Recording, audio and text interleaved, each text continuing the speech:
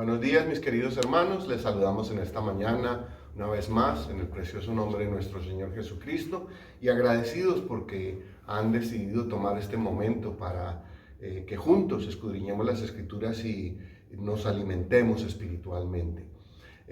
Cuando nosotros vemos las noticias de que la policía atrapó a un individuo que había asesinado a varias personas de manera cruel, ¿qué es lo que queremos que le suceda a ese individuo? Cuando un criminal entra en una escuela armado y asesina a estudiantes y profesores, ¿qué es lo que nosotros queremos que le suceda a ese criminal? Cuando un individuo sagaz estafa a cientos de personas de la tercera edad o mayores, como les queramos decir, y las despoja de sus pocos ahorros, de los cuales depende su vida, ¿qué es lo que nosotros queremos que las autoridades hagan con ese estafador? Cuando un individuo apuñala a una persona y por quitarle el teléfono la asesina o cualquier otra cosa la asesina, ¿qué sería lo que nosotros quisiéramos que las autoridades hicieran con ese individuo? ¿Qué pasaría si nosotros o algún familiar fuera una de las víctimas de lo que acabo de mencionar en estos ejemplos? Lo que todos nosotros esperamos es que ese individuo sea juzgado y hallado culpable y que sea castigado con todo el peso de la ley y sea condenado a prisión por muchos años. Todos los seres humanos queremos justicia y queremos que el castigo sea severo para de alguna manera aliviar nuestro dolor y satisfacer el deseo o la necesidad de justicia. Y lo irónico, por decirlo menos, es que, estamos dispuestos a que otros sean severamente juzgados y castigados como ameritan sus crímenes. Eso lo aceptamos. Pero ahora déjeme revertirle por un momento la pregunta. ¿Qué sería lo que nosotros quisiéramos si los culpables de alguno de los delitos que acabo de mencionar fuéramos nosotros o un ser amado?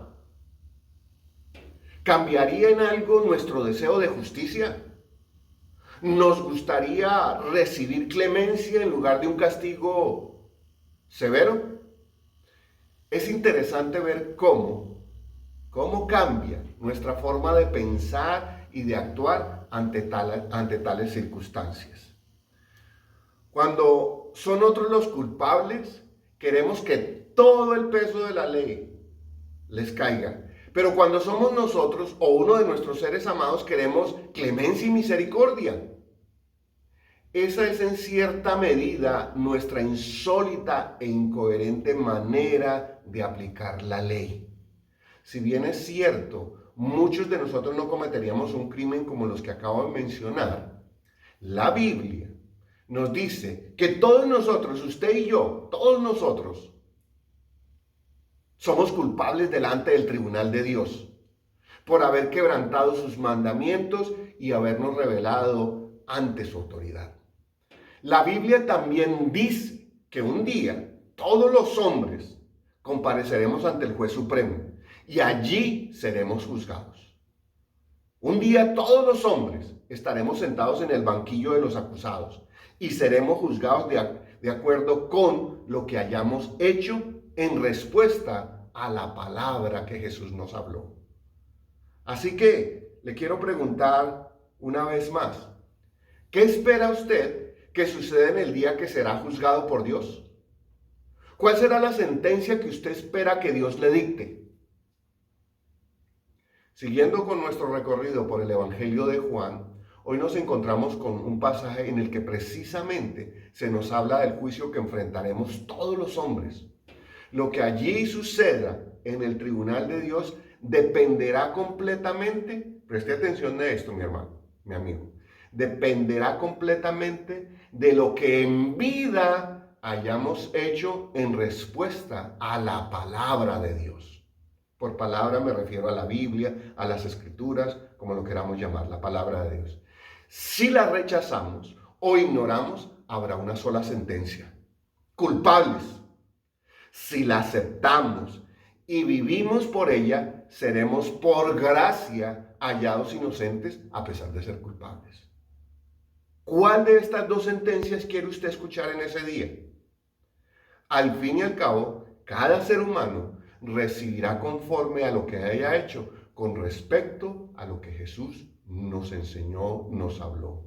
Así que en esta mañana lo quiero invitar para que abramos nuestras Biblias en el Evangelio de Juan. El capítulo es el 12 y los versos 44 al 50. Retomamos exactamente donde dejamos hace unas 3 semanas atrás.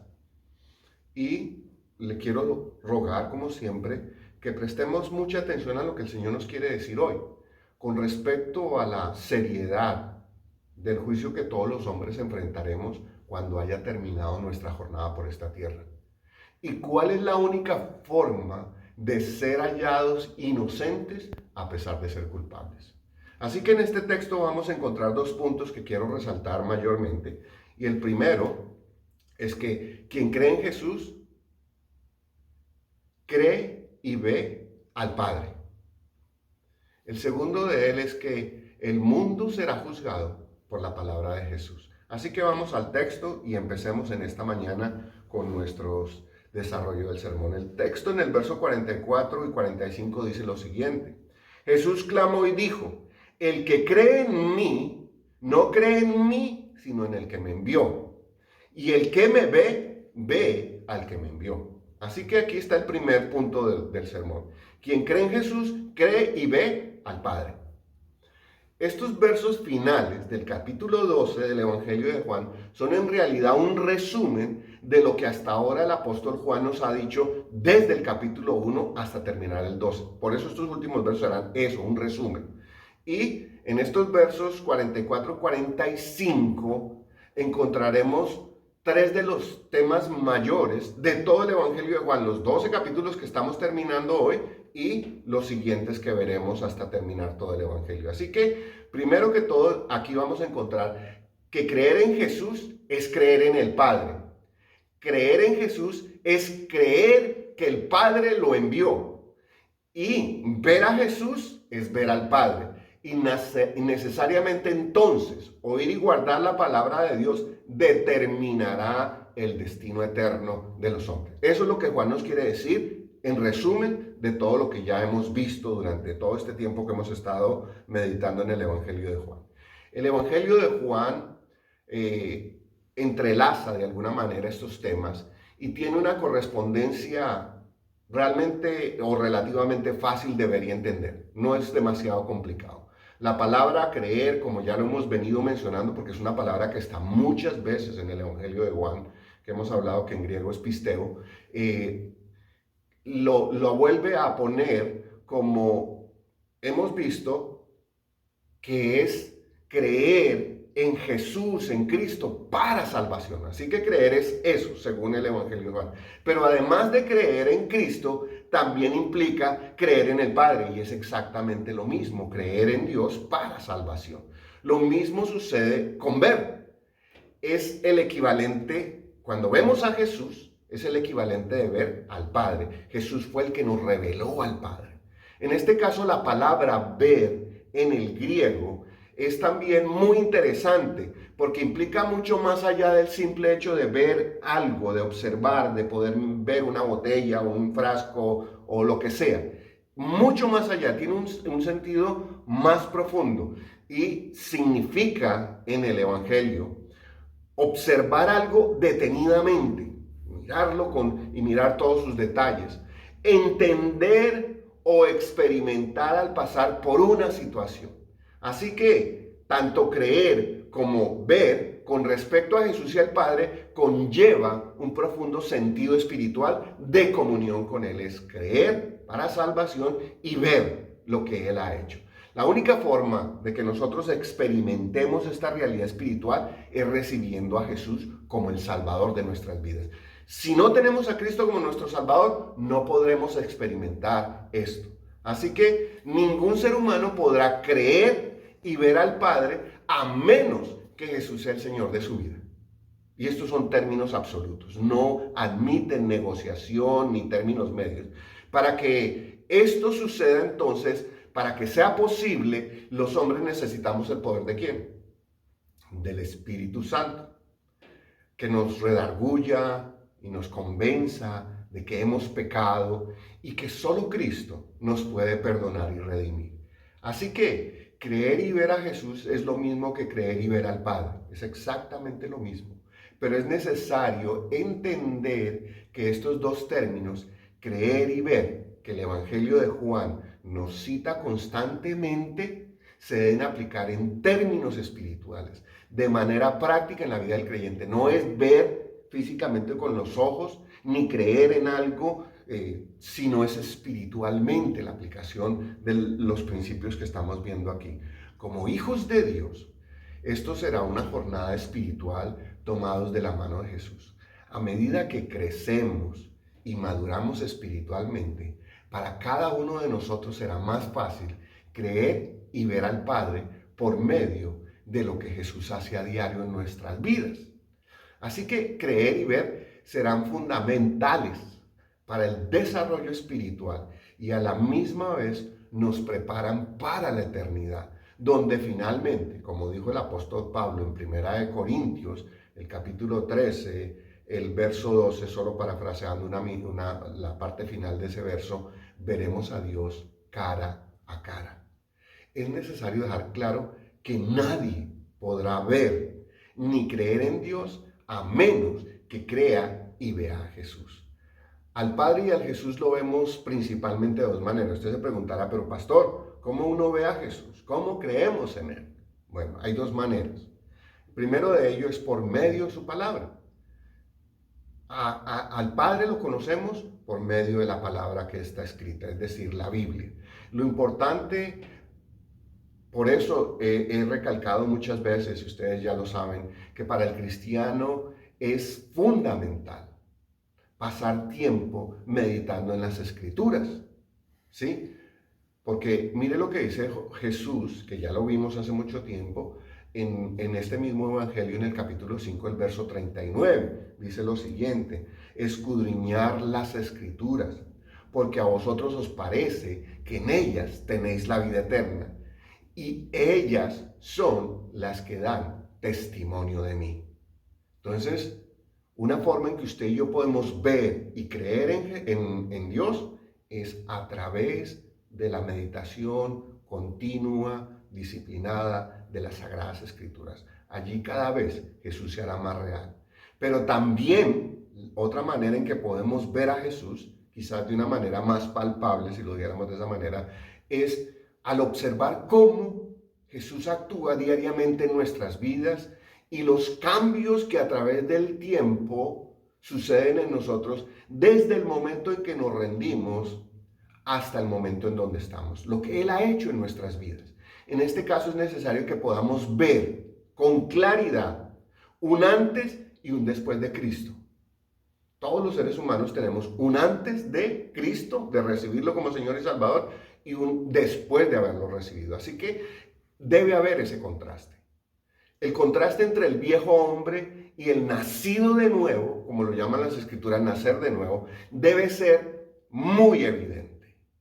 No solo para usted, sino para los que nos rodean. Es decir, que la gente pueda decir, wow, pero usted cómo ha cambiado.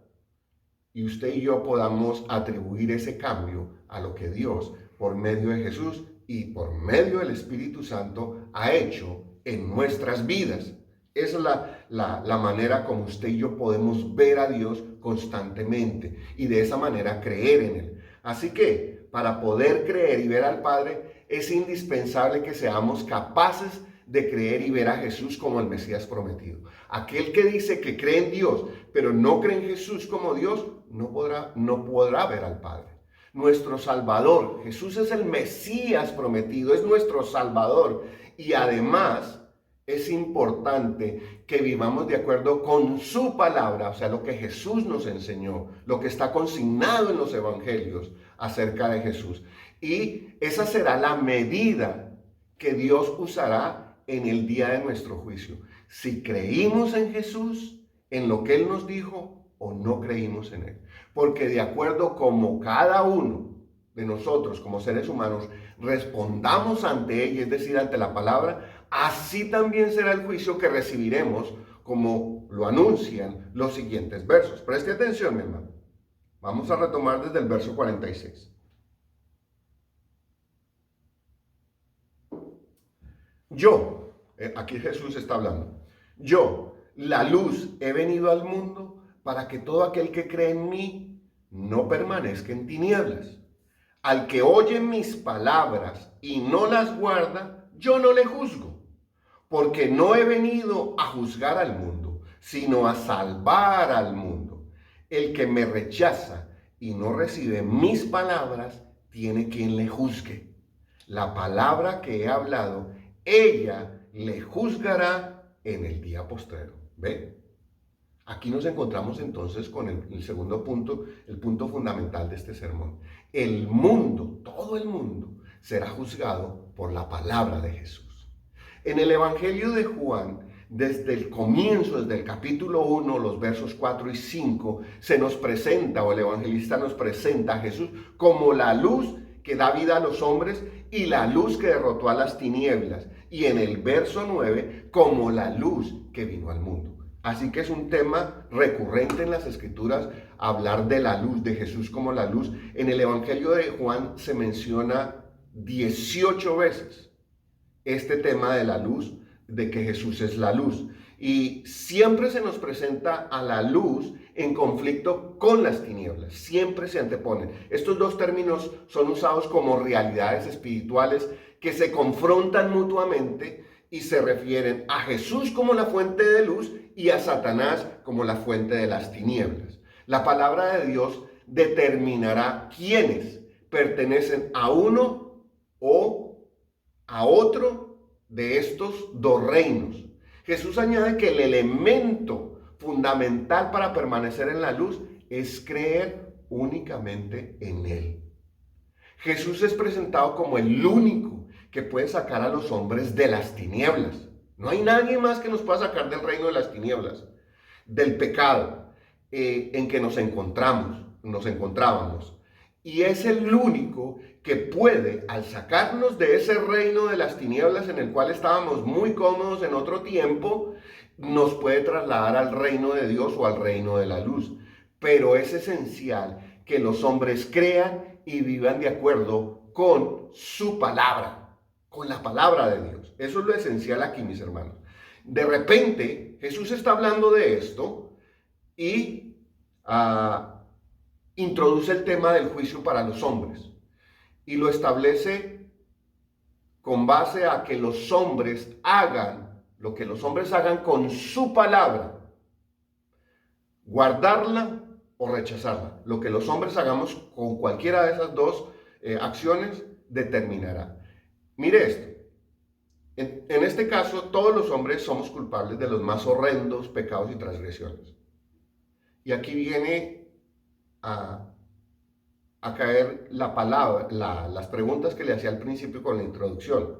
¿Cómo queremos ser juzgados por un Dios santo, sabiendo que somos culpables? ¿Qué es lo que queremos en ese día que tengamos que comparecer ante el trono de Dios? ¿Ira o misericordia? Siendo honestos, hagámonos una pregunta a conciencia, mis hermanos, en esta mañana. Cada uno de nosotros. Revisemos, aunque sea rápidamente, por un instante nuestra vida. Y hagámonos la siguiente pregunta de manera personal e íntima. ¿Qué merecemos? O mejor, pongámoslo de esta manera. ¿Qué merezco yo? ¿Qué merezco yo delante de Dios? La Biblia nos dice lo que merecemos, ¿cierto? La justa ira de Dios es lo que merecemos. Es un tema trascendental en las Escrituras, en el Antiguo Testamento, en el Nuevo Testamento, que lo que todos merecemos es la justa ira de Dios. Hemos hecho méritos suficientes para merecerlo, pero debemos dar gracias a Dios que Él no es como nosotros. Recuerda que en el principio le decía lo ambivalentes que somos. Si es un individuo extraño, queremos todo el peso de la ley, pero si somos nosotros o un ser amado, queremos que se le trate con misericordia, ¿cierto? Eso es lo bueno de que Dios no es como nosotros. Él no quiere destruir al pecador ni al transgresor. Como dice el apóstol Pedro en su segunda carta, en el capítulo 3, el verso 9, y leo solo una parte del verso, dice, sino que es paciente para con nosotros, no queriendo que ninguno perezca, sino que todos procedan al arrepentimiento. ¿Qué es lo que Dios quiere entonces de los seres humanos? Él quiere rescatarnos, quiere perdonar nuestros pecados y quiere que nosotros nos arrepintamos y vengamos a Él.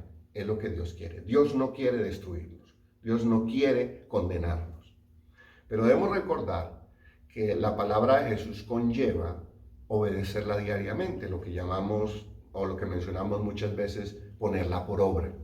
Jesús deja claro que no basta con saber o incluso entender la palabra. ¿Y por qué es importante hacer esta distinción? Hay una gran diferencia entre conocer la palabra y vivir por la palabra. Son dos cosas totalmente diferentes. El religioso es aquel que conoce el texto, es decir, conoce la Biblia y tiene sus propias interpretaciones, pero no se las aplica a sí mismo. Generalmente este individuo le aplica la ley de Dios de manera severa a otros, pero para él, esta misma palabra con la que está condenando o juzgando a otros, para él no reviste mayor importancia aplicarla en su vida, a menos que primero haga algo. Quiero que me preste atención a esto. Los religiosos, ¿qué hacen?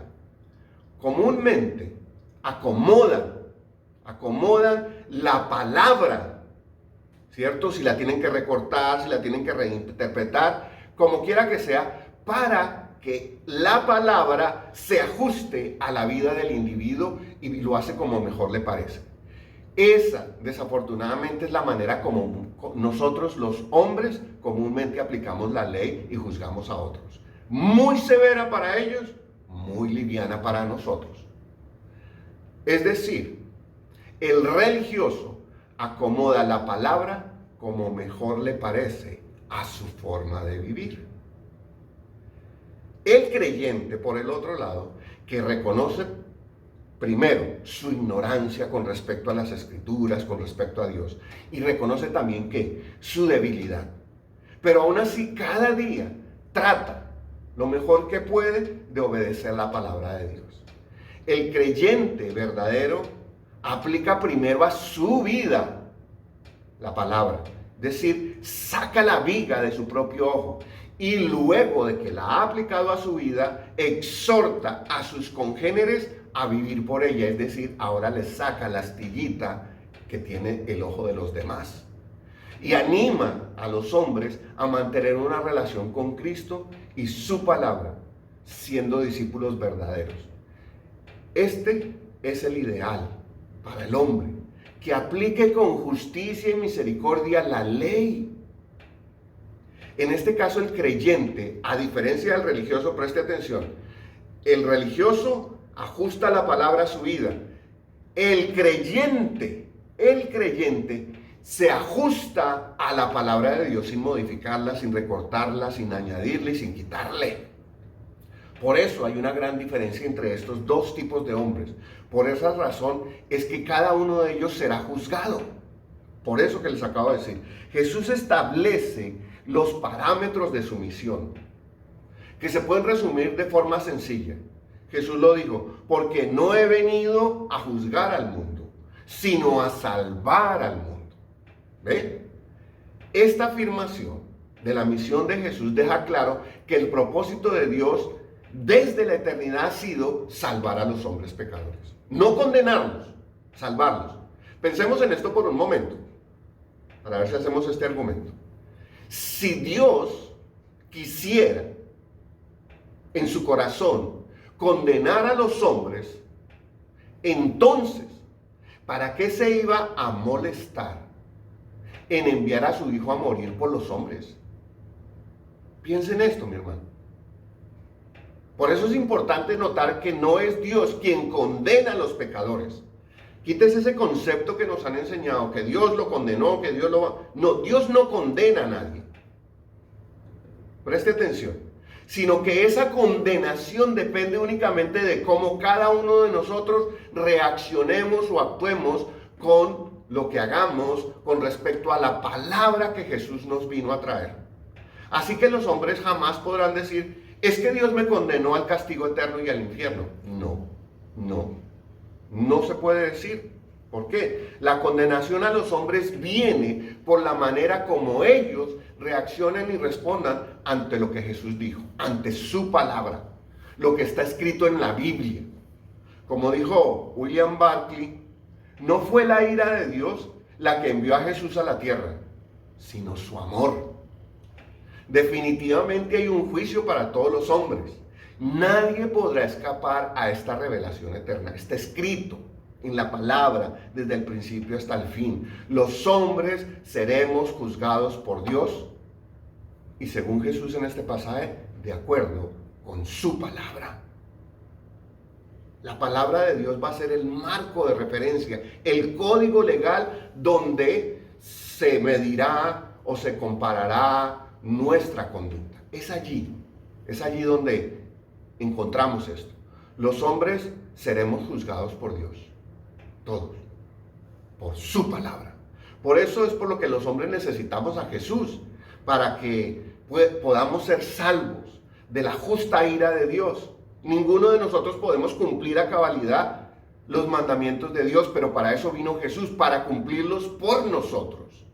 Y entonces de esa manera imputarnos esa justicia perfecta. Jesús vino expresamente ¿a qué? A salvarnos de este juicio. Y la única manera dependerá de lo que los hombres hagamos con respecto a su palabra. Mire lo que Jesús dice: el que oye mis palabras y las guarda. Así termina también, ¿sabe qué? Más o menos el Sermón del Monte. El que oye y guarda mis palabras será como aquel hombre prudente que construyó su casa sobre la roca. ¿Okay? Entonces, una vez más, aquí en este pasaje, el oír y el hacer es sinónimo de guardar. Y guardar es el equivalente a obedecer. Obedecer. La palabra de Dios tenemos que obedecerla. Y solo aquellos que vivan por la palabra de Jesús serán declarados inocentes en aquel juicio eterno, a pesar de que somos culpables. Y ahí está la misericordia y la gracia de Dios que nos es aplicada. ¿Por qué? Por los méritos de Cristo, por la muerte expiatoria en la cruz de Cristo. Nosotros que creemos en Él seremos declarados inocentes. Dios, por medio de Jesús, decide extendernos su misericordia en lugar de aplicarnos su justicia. Mire esto. Dios puede y tiene todo el derecho de aplicarnos toda su ira, toda, el furor de su ira.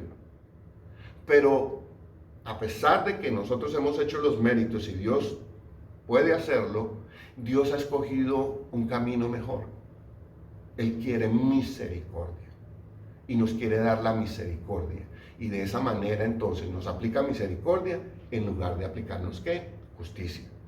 Para quienes recibimos la palabra de Jesús y hacemos un esfuerzo deliberado y bien intencionado, no estoy diciendo que vamos a ser perfectos, no podremos seguir la palabra de Dios de manera perfecta, no hay ningún hombre, por eso fue que Jesús vino a hacerlo por nosotros. Él sí la cumplió por completo, de forma íntegra.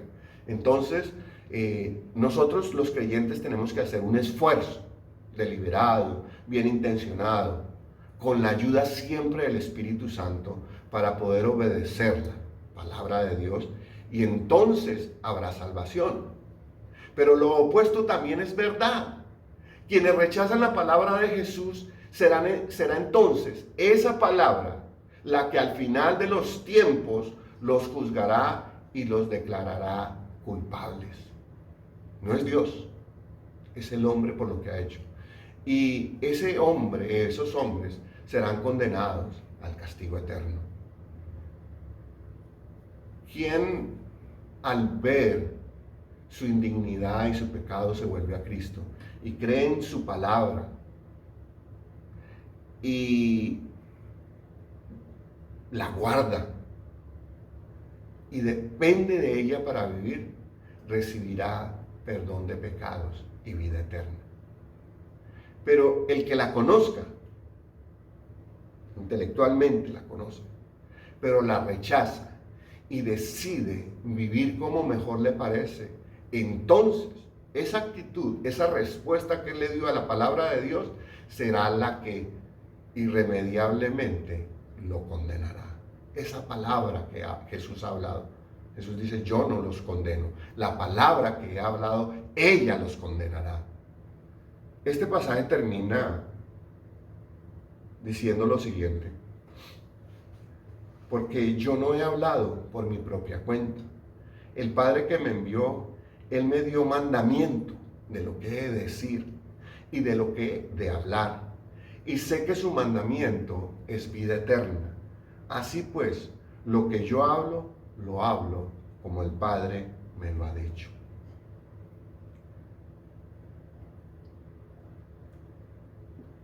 Para terminar este relato, Juan lo escribe de manera muy sencilla para que todos los hombres puedan entender lo que Jesús está diciendo aquí. Él solo vino a cumplir la voluntad del Padre. Y el mandamiento que Jesús recibió fue precisamente lo que Él enseñó y predicó durante su ministerio terrenal. Él no vino a decir más ni menos de lo que Dios le había enviado. Ese mandamiento de que Jesús debía hablar lo que Dios le dijo es el que nos da vida eterna. Jesús no habló por cuenta propia. Usted y yo lo hemos revisado muchas veces aquí en el Evangelio de Juan. Si yo no vine a hacer mi voluntad, sino la voluntad del que me envió. Yo no hablo por mí mismo, sino que el Padre. Todo para Jesús era en esa dirección. Jesús no habló, ni nunca dijo, esto es lo que yo pienso, esto es lo que yo digo, esto es lo que yo creo. No, lo que el Padre me ha mandado hacer. Siempre, todo lo que Jesús hizo, lo hizo en representación del Padre. Y para ir concluyendo, mi hermano, en esta mañana, quiero que le quede claro, definitivamente habrá un juicio final con consecuencias eternas. Eso usted, quiéralo o no, créalo o no, está establecido en la palabra de Dios y es igual de firme como lo es el trono de Dios. Lo que cada uno de nosotros recibamos en aquel día que estaremos sentados en el banquillo dependerá totalmente de lo que hayamos hecho en esta vida con respecto a lo que Jesús nos dijo y que está consignado en las Sagradas Escrituras, en la Biblia. Para quienes la reciben y tratan cada día de obedecerlas y vivir por ellas, Dios, por los méritos de Cristo, por amor y gracia, lo declarará inocente y le permitirá, como premio, pasar la eternidad en su bendita presencia. Para los que rechazaron y desecharon la palabra de Jesús, aquellos que dicen después, mañana, otro día, cuando me retire, y se mueren y se fueron sin la palabra, sin haber aceptado a Cristo como Señor y Salvador, entonces esos que la desecharon, Dios los declarará culpables. Y entonces recibirán el castigo que sus obras ameritan y serán apartados de Dios por toda la eternidad. No hay mayor castigo para el alma humana que estar separado por la eternidad de Dios. Así que el juicio ante el tribunal de Dios dependerá de lo que cada hombre en esta vida, es aquí, lo que cada hombre haga como respuesta a la palabra de Dios, lo que Dios nos dijo por medio de Jesús. Todos seremos juzgados por la palabra de Dios. Así que en esta mañana, ahí donde está, le quiero pedir que incline su rostro y vamos a orar por un momento. Amantísimo Dios y Padre bueno, en esta mañana una vez más te queremos dar gracias por tu palabra, por esa palabra, por ese verbo que se hizo carne y habitó entre nosotros. Como dice el Evangelio de Juan, nosotros lo vimos, Señor, y estuvo con los hombres por más de 3 años. Y durante ese tiempo de su ministerio, solo nos habló de tu amor, Padre, y de lo importante que era para nosotros reconocer nuestra condición caída de pecadores, arrepentirnos y recibirlo como nuestro Señor y como nuestro Salvador. Esa es la palabra, ese es el mandamiento que en esta porción de las Escrituras Juan nos relata, y que todos y cada uno de nosotros seremos un día juzgados por la palabra que Dios nos ha hablado a través de Jesús. Te pedimos, Espíritu Santo, que cada día nos ayudes a vivir de acuerdo a la palabra que nos ha sido hablada, y que aquellos de nuestros seres amados que aún no la reciben, que la rechazan, Señor, permite que con tu amor los convenzas de la necesidad de recibir tu palabra y así entonces recibir el regalo de la vida eterna. Te damos muchas gracias, Jesús, en esta mañana, y en tu precioso nombre oramos. Amén.